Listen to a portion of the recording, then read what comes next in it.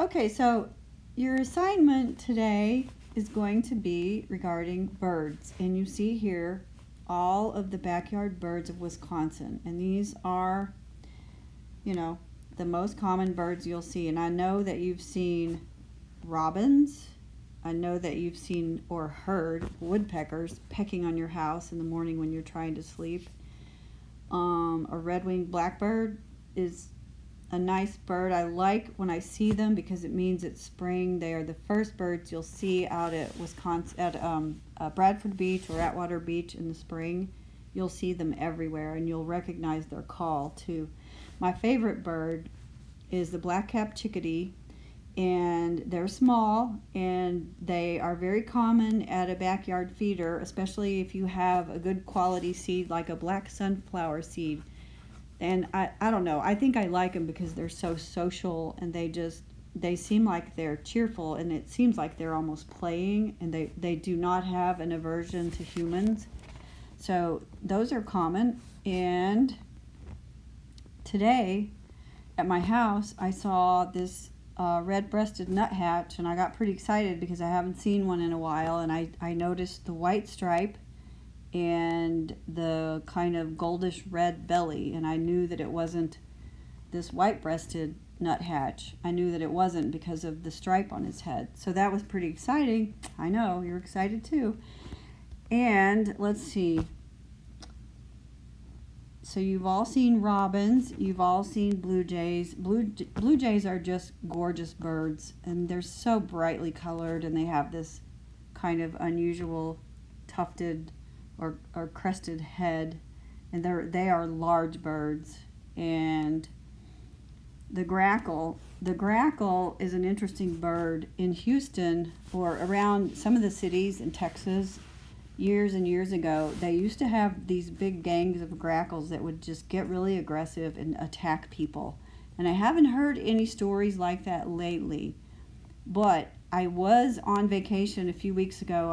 I got to go to Wyoming during the summer, and this big black bird was starting to fly towards me, and I kept thinking, what is he doing? Is he just going to fly over me? And he kept coming straight at my head, and I ducked down just in time, and it was not a grackle.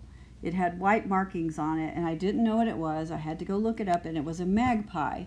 And I started finding all these stories on the internet about how magpies will attack people.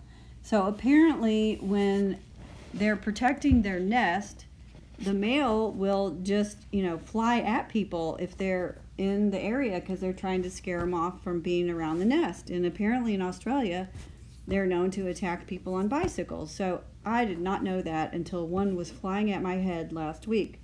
So I'll show you another. I did a drawing of a cedar waxwing, and this is a gorgeous bird because if you see them, the red tip of the wing just looks perfect, and it's so bright red, and it almost looks like wax. So that's why it has the name cedar waxwing. And apparently the tail will be yellow or red depending on what it's eating at the time, or I think yellow or orange. And the mask, nothing else looks like this. If you see a bird with this little black mask and it's in a group of birds, and sometimes they're on the ground because they like to eat berries, you will know that that is a cedar waxwing. And I want to show you one more thing. I am working on a children's book, or it may not necessarily be a children's book, but I love words and I love alliterations. And if you know what an alliteration is, it's a device that Shakespeare used in his writing, and it's where you have a bunch of words that start with the same letter. And this is a great blue heron, which I've also been studying. And so I wrote some alliterations, and it goes like this.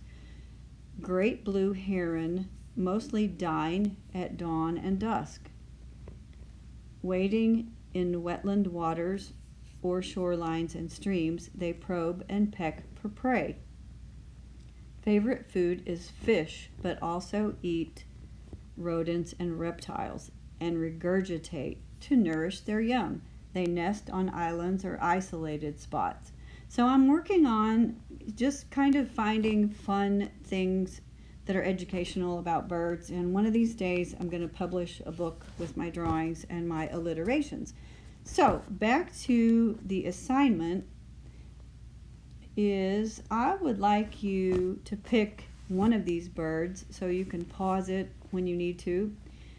And I would just like you to study the bird a little bit, try to draw it accurately and color it accurately, because observing things is just a good habit and a good life skill. And I would like, when I post the assignment in Google Classroom, I'll be asking you to post a drawing and also to write down 3 facts that you learned about the bird. And that's going to be your assignment. So I can't wait to see your work, and thanks for listening.